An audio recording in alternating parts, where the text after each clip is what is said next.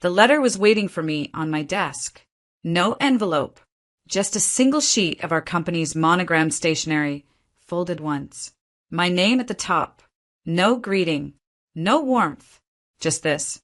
You're out of the family business. Expect a call from our lawyer. Sign, Mom. No explanation. No meeting. No conversation. Just exile. I stared at it for a long time. Not because I was confused, I wasn't. I had felt this coming for weeks. Months, maybe. The tension in board meetings. The sudden exclusion from planning calls. My brother Darren's smug little grins anytime I asked questions about projected earnings and got dodged. They'd been working on this behind my back. What they didn't realize, I'd been working quietly too. I didn't reply to the letter with outrage or tears. I texted one word. Understood. Then I poured myself a glass of wine. Red. Dry. No ice. Sat on my balcony and watched the sun set like I didn't just lose a company I'd spent a decade helping build. Because I hadn't lost anything yet. They had. By midnight, I'd already made the first call to my private attorney, Meredith, who specialized in corporate dissolutions and high-emotion transitions, as she liked to call them. By noon the next day, my 40% equity share was on the table. I didn't sell it to just anyone. I sold it to our biggest competitor, a quiet, well-capitalized firm that had been trying to edge in on our market for years. And now, with my stake, they didn't need to edge in anymore. They owned enough to step inside. Within 48 hours, my brother was calling nonstop. Vanessa, what the hell did you do? You're being emotional. This isn't how family handles things. Can we meet? Please. We need to talk. I didn't answer right away because this wasn't emotional. It was surgical. They cut me out. I just made sure they'd feel exactly what they tried to take from me. And what my mother didn't know, what none of them did, was that I had receipts, notes, recordings, and my own version of how this company was really built. And now that I had nothing left to protect, I wasn't just walking away. I was walking through them. The company was supposed to be our legacy. It started in my mother's garage, one sewing machine, a few fabric samples, and a dream of building something for the family, by the family. That's what she always said. But dreams are easy when someone else does the groundwork. I was the groundwork. While Darren was partying his way through college and Mom was pitching investors over wine tastings, I was the one pulling all-nighters, managing spreadsheets, packaging orders, building our first e-commerce site from scratch when we couldn't afford a real developer. I didn't complain. I believed in the vision. In her. I was 24 when I gave up a full-time job offer at a Fortune 500 firm to stay on and help grow the family business. She said it would all be worth it. She said, someday this will all be yours. And for a while, it felt like it might be. We hit 6 figures in year 3, opened a fulfillment center by year 5.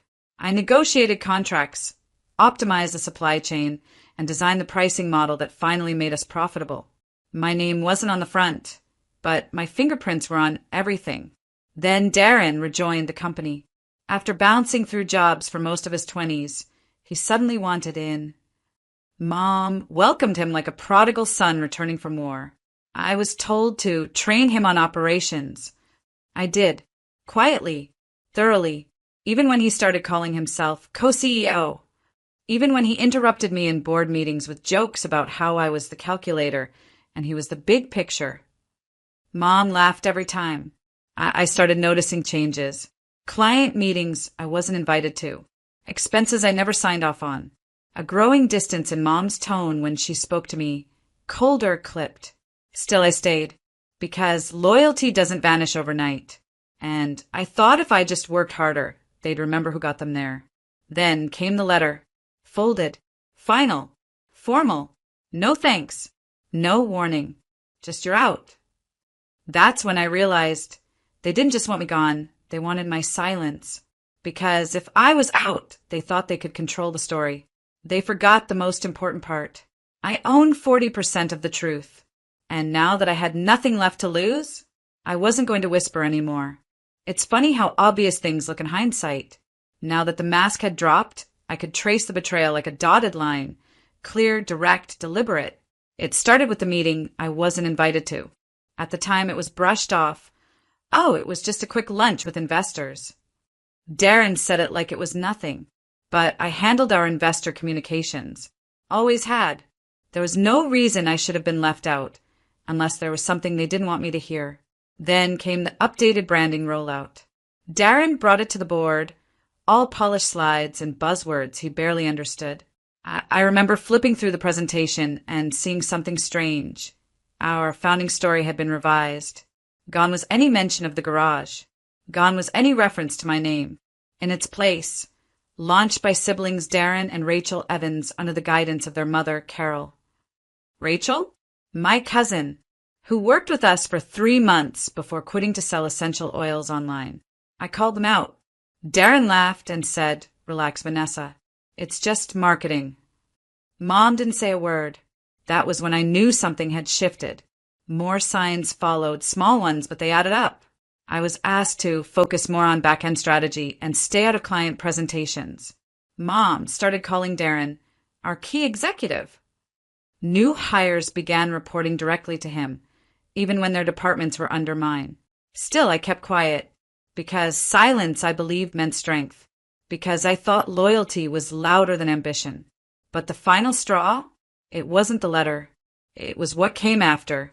2 days before the letter landed on my desk, I caught wind of a rumor from one of our suppliers. He called me to confirm something he'd heard from the new CEO. New CEO. That's what Darren was calling himself. Before I was even out. He'd already changed his LinkedIn bio. They'd planned it all. Carefully. Quietly. I was the last to know. And they expected me to go quietly. Sell my shares to them. Disappear. Maybe cry in the bathroom a few times. Then move on. What they didn't expect was that I had been preparing too. While they were plotting my exit, I had been securing my independence, creating a side portfolio, building connections with firms who valued experience over ego. I hadn't planned to leave, but I had planned for what if. And when the what if arrived, I didn't panic. I pivoted, because they didn't just underestimate me. They trained me. Every late night, every crisis, every deal I had to clean up. They shaped me into the one person they couldn't afford to turn into an enemy. And now, it was too late to take it back. I didn't call my mother. I didn't respond to Darren's 3-line email asking if we could be adults about this. Instead, I called Meredith, my attorney. Meredith doesn't do small talk. She doesn't blink twice at words like disinherit, hostile takeover, or sham mediation. She once negotiated a settlement so brutal, the opposing firm dissolved within the year. "How aggressive do you want to be?" she asked, skipping hello. "Surgical," I said. "I want to be done before they even realize what I'm doing." She paused. "Good, because the way they removed you, that wasn't impulsive. It was a plan, so we'll give them one of our own." We started with my shares. I owned 40%, a combination of vested equity, founders' compensation, and reinvested dividends. They'd always assumed I'd sell back to the company or transfer my ownership to Darren under some peaceful family clause. That clause didn't exist, because I'd written the original bylaws, and there were no restrictions on who I could sell to. So I made a list of the company's top 3 competitors, all of whom had tried to buy us out in the past. I scheduled calls. I didn't pitch my shares like a desperation sale. I pitched them like a gift-wrapped opportunity. One firm responded immediately. They'd been watching our growth for years, and they knew exactly what 40% in the right hands could do, especially when it came with insider knowledge, detailed documentation, and a disgruntled founder with a full legal blessing. We closed in 36 hours. Cash offer. Full valuation. No questions asked. And with that, I no longer worked for the company. But I had real control. Then came phase 2. I didn't post about the sale. Didn't gloat. Didn't breathe a word. But I did send one email. To our top-tier supplier, the one Darren had barely maintained. To our lead logistics partner, whose contract I personally negotiated. To the CFO Darren ignored because she didn't understand vision. It was short. Just a heads up. There will be changes coming. Please review the new ownership filings. I'd advise not signing anything until you do. That was it. No threats. No gossip. Just facts and a polite warning. Meredith took care of the filings. The buyer's legal team filed the paperwork quietly. No press release, just internal disruption. Then I waited. I didn't need fireworks. I just needed pressure. And within 48 hours, I got the first bite. A text from Darren. Vanessa, we need to talk. It's urgent. Translation? He finally realized who he tried to cut out. And I hadn't even opened my real playbook yet. The first call came from Darren. I didn't answer. Then came the second, third, and fourth, all within an hour. Then a voicemail. Vanessa, please, just call me. This wasn't supposed to go this way. Wasn't it? Because from where I stood, it went exactly how they planned. Until I moved first. By day 3, the supplier contracts had started to shift. The new partial ownership stake sold to our competitor had triggered automatic reviews on all vendor agreements. I knew because I'd written those clauses 2 years ago, back when I still believed in protecting the brand. The supplier called me, not Darren. We're confused, he said. They're asking for extensions, renegotiations. The new ownership group is requesting performance audits. I told him gently, just follow the terms. Nothing more, nothing less. That afternoon, I got an email from my mother. No greeting, just, this is petty. We're family. I sat with that sentence for a long time. Petty? Petty would have been filing a lawsuit for wrongful termination and dragging them through court for defamation, emotional distress, and financial misconduct. This wasn't petty. This was measured. I didn't respond. I let the new majority stakeholders do their work. They were surgical, just like I asked. First, they froze expansion projects Darren had pushed through without proper cost modeling. Then they requested financial disclosures that exposed inconsistencies in expense reports. Most of those were small until they weren't. Turns out Darren had been expensing everything from weekend getaways to consulting lunches that were really just bar tabs. They didn't fire him. Not yet. But they did suspend his operational authority and offered him a revised contract with limited decision-making power and a probation clause. He didn't sign it. He called me instead. Vanessa, you don't understand. They're gutting everything. No, I said calmly. They're protecting their investment. You're blowing up our entire legacy. I smiled, the kind that doesn't reach your eyes. No, I'm taking back the part that belonged to me. He was silent. Then he said it, the thing I never thought I'd hear. Okay, what do you want? That was the moment I knew I had him. The same brother who once joked that I was just the operations girl. The one who smirked while signing the letter that ended my place at the company. Now begging, not for reconciliation, but for mercy. And the best part? I wasn't done yet. Collapse doesn't always sound like shattering glass. Sometimes it's a meeting rescheduled 3 times because the new partners no longer trust your judgment. Sometimes it's a vendor quietly pulling out of a deal because they've reevaluated their alignment. And sometimes it's your mother leaving 3 voicemails in one day, none of them angry, just small. Vanessa, we need to talk. I'm trying to fix this. Please call me back. You're still my daughter. That has to count for something. It might have, once. But now, I was past the point where sentiment could be weaponized. I didn't ignore her out of spite. I ignored her because she had made herself irrelevant. I heard from Rachel, too, the cousin whose name they tried to rewrite into the company's founding story. She posted a vague message on LinkedIn. Real success can't be stolen. Real leaders don't panic. #resilience, #grace. A full paragraph of subtweets in disguise. But it didn't matter. Because while they were scrambling for control over optics, the new leadership was focused on results. The investor I sold my stake to had wasted no time. They brought in consultants, not to rebrand, but to investigate. Within a week, every department had been audited. 2 directors resigned. 1 marketing lead was quietly let go after it was revealed they'd been funneling company ad spend into a side project for Darren's podcast. The truth was the business was still viable, healthy even. It just needed different hands. And that was what destroyed them most. Because now the company was succeeding without them. And everyone could see it. Clients noticed. Former partners reached out to me. I had 3 job offers on the table before the end of the month. One was from our biggest supplier, but I wasn't looking for employment. I was looking for clarity, and I had it. One afternoon, Meredith forwarded me a letter, a formal proposal from Darren and Carol. They wanted to buy back my stake at 30% above market value in exchange for a full release of statements I had previously made to the board regarding internal practices. In short, they wanted me gone and quiet. It would have been a win if they had sent it 2 weeks earlier.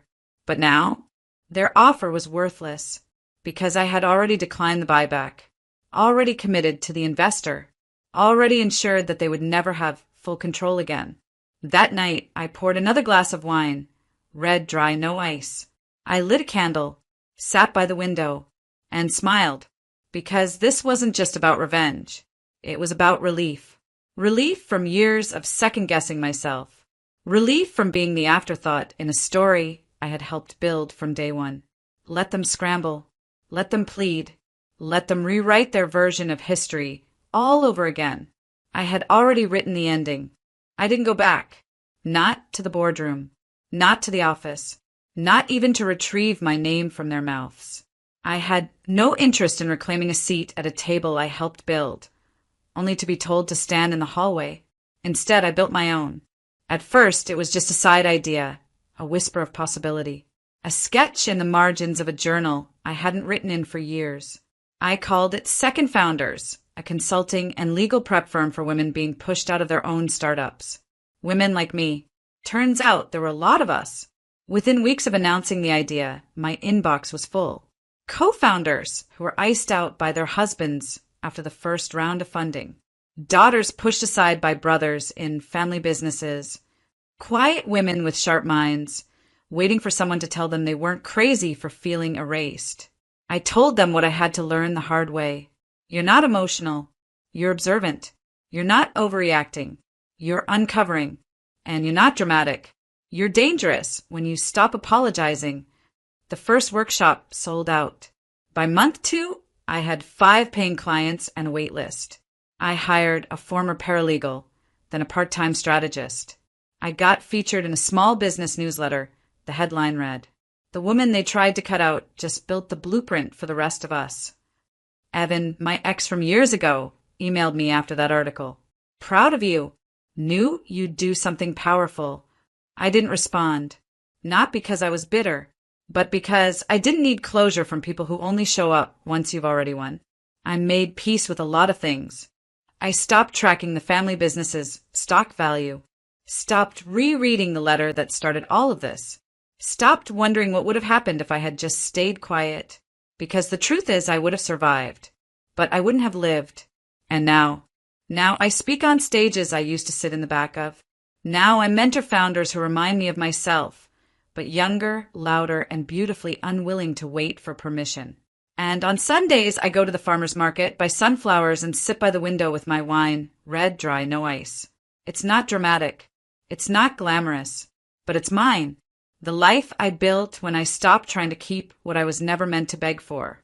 The victory wasn't that I made them regret cutting me out. The victory was that I never needed them to begin with. It's strange, the kind of silence you notice after everything explodes. Not the hollow silence of abandonment. I lived in that too long. This one's different. It's the quiet after storm, when the ground stops trembling and you realize you're still standing. That the rubble behind you wasn't your foundation, it was just debris. It's been nearly a year since the letter. No lawsuits. No second offers. No apologies. Just distance. I never heard from my mother again. Not even a message through someone else. Not even for my birthday. It used to sting. That space where a mother should be.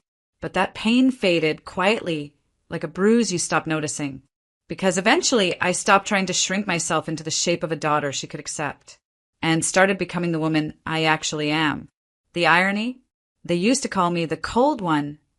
Too calculated. Too blunt. Too obsessed with process and risk management. But I was never cold.